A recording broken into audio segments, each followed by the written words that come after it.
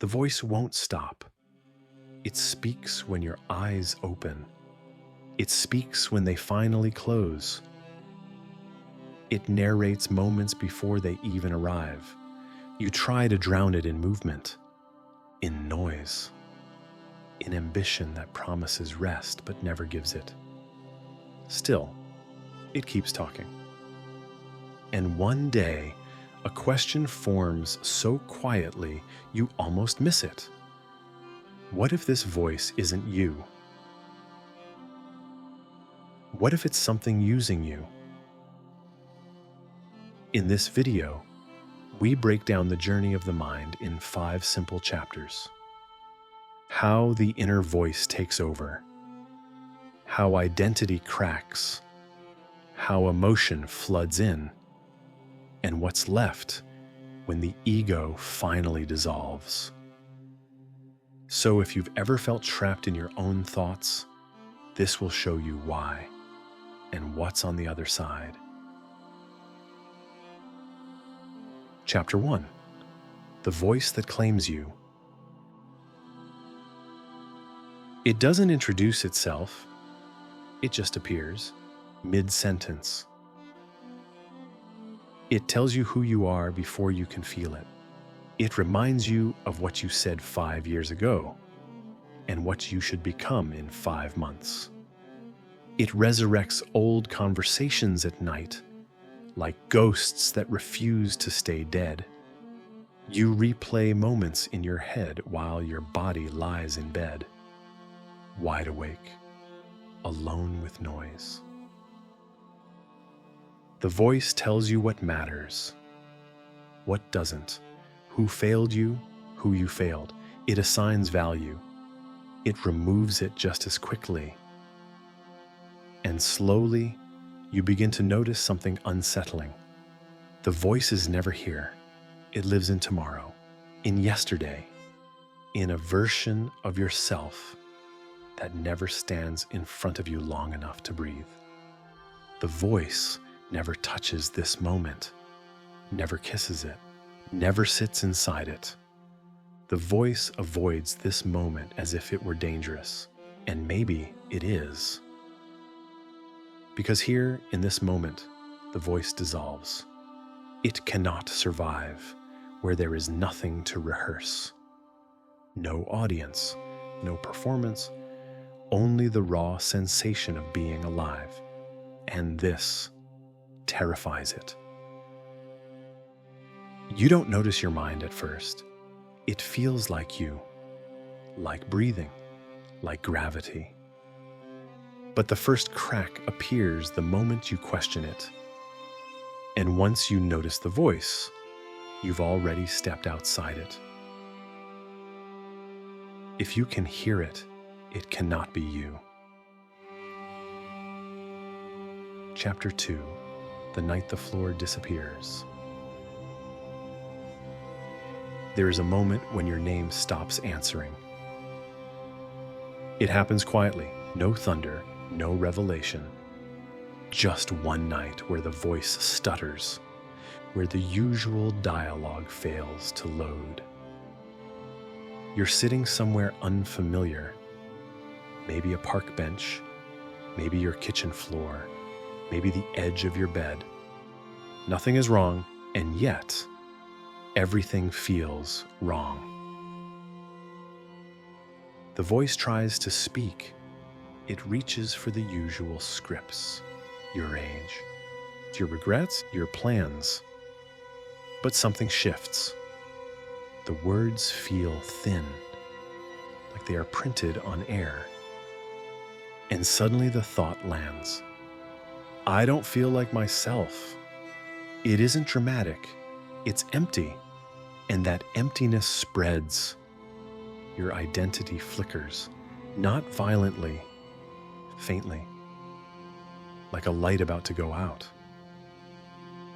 You try to grab something, anything, a memory, a role, the version of you other people recognize. But nothing sticks. Every idea of me dissolves when you touch it. And now panic arrives. not the loud kind, the silent kind, the kind that whispers, if I'm not this, what am I? Your mind does not want to lose itself. It fights back, shows you images, stories, old arguments, future fantasies, but they fall away the second they appear. And then, nothing. Not numbness, not peace. Nothing with presence. A quiet that isn't empty. A stillness that isn't dead. You don't feel enlightened. You feel erased. This is ego death. Not fireworks, not transcendence, but the collapse of what you thought you were carrying. The mind does not die, illusion does. What disappears was never real enough to remain. You don't vanish. The fiction does. Chapter 3. The pain that wants your name. You thought ego lived in your thoughts. You were wrong. It lives in your body, in the tension that never left your shoulders, in the ache behind your eyes, in the way certain memories still tighten your jaw. When your identity loosens, something else rises. Emotion, not politely, not slowly. It arrives like a tide that waited years for permission. Grief appears without warning, then anger, then a loneliness so familiar you almost welcome it. The pain doesn't come alone. It arrives with history, with faces, with moments that ask to be explained. It wants a story. It wants a villain. It wants you to say, "This is who I am." Your body aches to narrate, to justify, to blame. Because without narrative, suffering feels useless. But this time, you don't speak, you stay. Inside sensation, inside heat, inside pressure, inside pulse. And something strange happens. The pain begins to melt, not disappear, transform, like ice turning into water. Then into air, not gone, but ungraspable. Without a story, emotion cannot harden into identity. It flows, it moves, it leaves, and under it, you remain. Not broken, not healed, present. Pain does not require a name. It requires attention.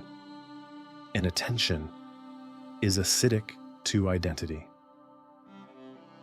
The moment you stop calling suffering me, it loses its teeth. Chapter 4. The day nothing needs to be proven.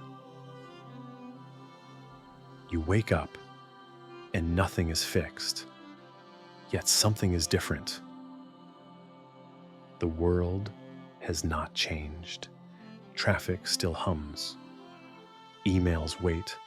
Bills breathe down your neck. The future has not delayed its arrival, but you are not leaning into it the same way.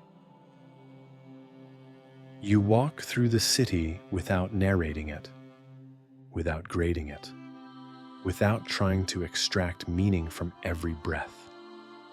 You notice sound, not as noise, as texture. You notice faces, not as stories, as motion, as life passing life. Silence becomes dense, full, like a room filled with invisible light. You begin to feel your body again, not as an object, as a field, warmth, movement, breath, here, now, untranslatable. But another fear grows, quieter, sharper. This is too fragile. This is too exposed. Without identity, there is nowhere to hide, no title to retreat behind, no mask to adjust, no past to justify, no future to postpone. Only this, entire, uncovered. And this frightens you. Presence is not comfort. It is contact. Contact with impermanence, with intimacy, with truth that does not wear a face. Ego promises importance. Presence offers reality. One is louder, one is truer. And the truer one is harder to keep. Chapter 5, The Quiet After You. The voice comes back.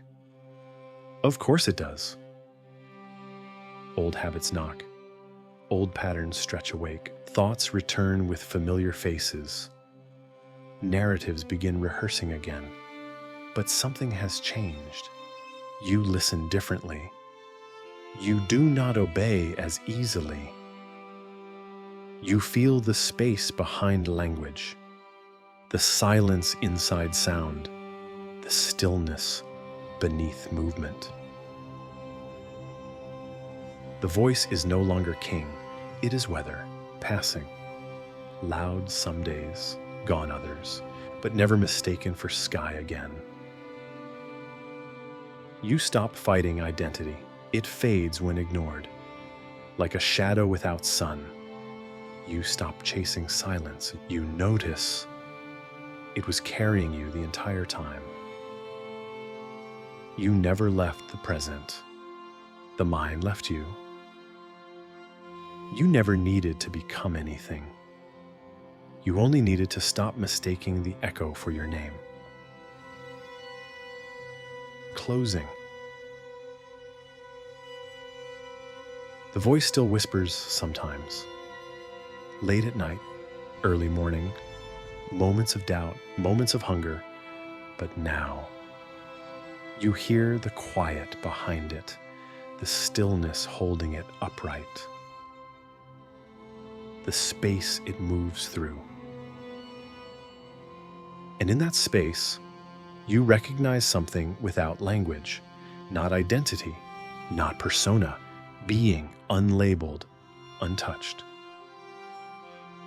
You were never inside the voice was inside you, like wind passing through a house that was already standing.